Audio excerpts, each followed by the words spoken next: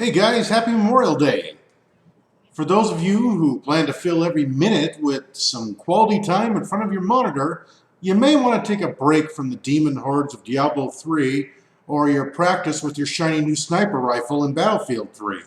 Speaking of which, okay, I admit it, I'm a hypocrite. See, EA had a weekend sale last week and slashed the prices of the shortcut kits for Battlefield 3. Instead of doing it piecemeal, I got the Ultimate Shortcut Kit for $24.99, and that's usually $39.99. I guess I should have waited till this weekend though, because the Memorial Day weekend on Origin is Memorial Day sale on Origin, I should say. It has it now for $19.99, along with pretty much a across the board 50% price cut on titles like BF3 and Mass Effect 3 and a few others. Some FIFA soccer or something like that. Like I care about soccer. Anyway, I say I'm a hypocrite because I wrote an article about how I was not happy about shortcut kits in BF3. I'm still not happy. In fact, one of the reasons I bought the shortcut kit was because, well, there's so many people out there that did the same thing, only a little earlier than I did, and plus the cheats. So, if I want to continue playing the game, I guess, if you can't beat them, join them. Anyway, at some point I came to the realization that between the shortcut kits and the aimbots, I wasn't going to get my upgrade goodies before being eligible for Social Security.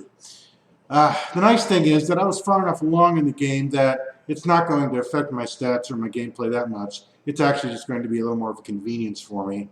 And so that's where it is. Okay, let me give you an example of why. I don't fly jets a lot in BF3, and it's not that I don't like jets or don't want to fly jets, and I actually fly airplanes pretty well in these games, but all I had was machine guns.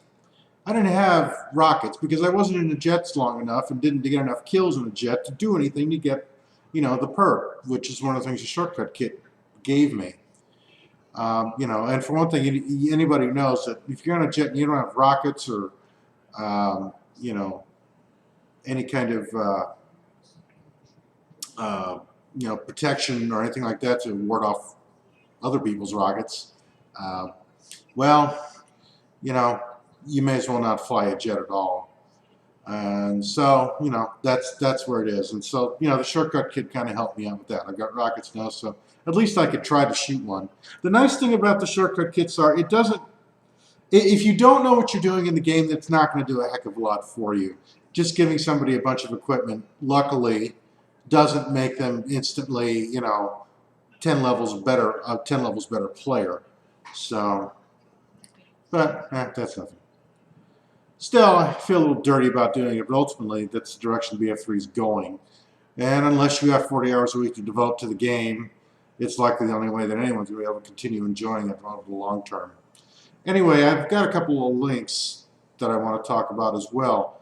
The first one is, there was some hubbub about the Unreal 4 engine, and there were some screenshots that came out of it that looked more like screenshots from something out of Diablo than anything I ever saw in Unreal or Gears of War.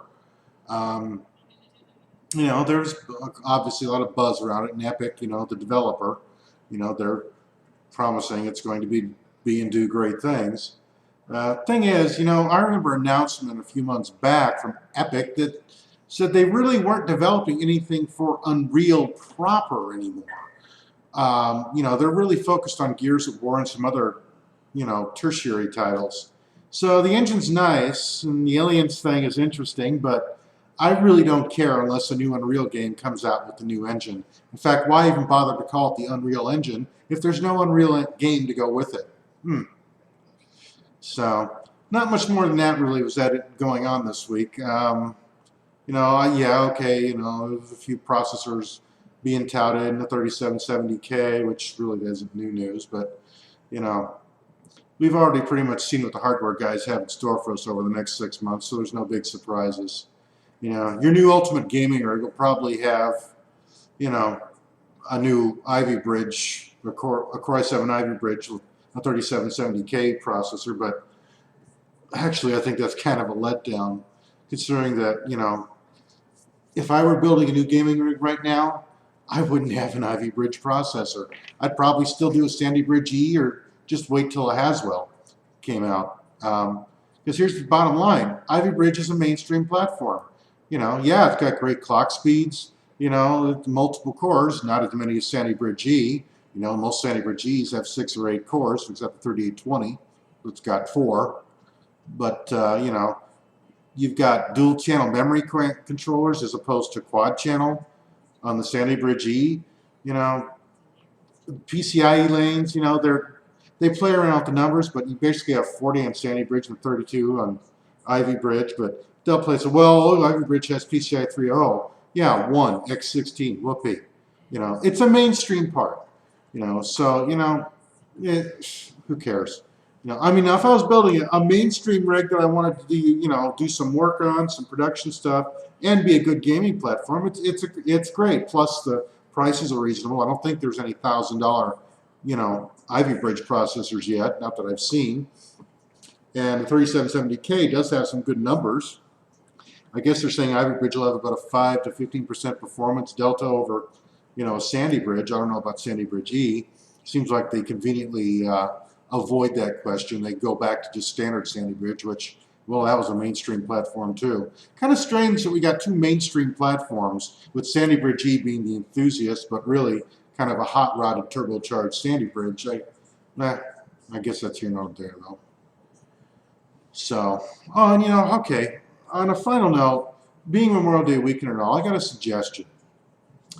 Why don't you I'm sorry, that's terrible. Why don't you pull out your favorite, World War II, Vietnam, whatever, your favorite historically based FPS game. Play it for a while, get involved in it, and while you're playing it, maybe you can have the experience like I had when I was playing Call of Duty World at War.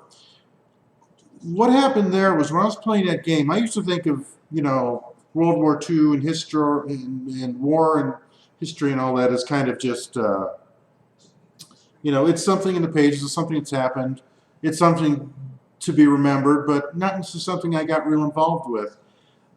A nice thing about a well-executed game and a game experience that's very involved and very enveloping is that you can almost get a feel for what the real thing was like.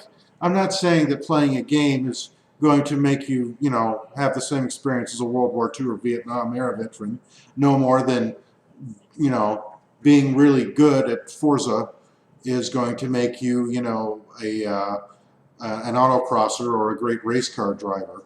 But you can get a sense of it, and I did with World at War. Now, I'm not talking about the zombie missions or that crap or the multiplayer. I'm talking about the actual campaign missions. There was a lot of thought that went into that in a game, and I gained a real appreciation for what the real participants had to go through. And if you could, just, if it's the most minor nod to what this weekend is about, maybe just play them, get into something that's more historically accurate, and play through it, enjoy it, but maybe just leave yourself open to, being aware of just what these guys went to, just the kind of stuff that people had to go through to have the freedoms that we have now. I know it sounds corny and all that stuff, but I'm not a military guy. I was never in the military. I would probably be in Leavenworth if I spent 6 months in the military, just because I'm a smart ass. But just to gain appreciation for what these guys went to and what they did, and just do it. Just do it. Just as a nod to the fact that you've got a 3-day weekend, and it's the start of summer and it's a lot of fun. Well, that's not what it's all about. It's really about recognizing what people did, people who laid down their lives. So, I know this is getting too corny and off track, but you know what? If nothing else, just pull out those old FPSs and just enjoy them, and just maybe give a nod to get to what inspired them. And with that, I think I'm done. So have a great Memorial Day weekend, and we'll be talking to you.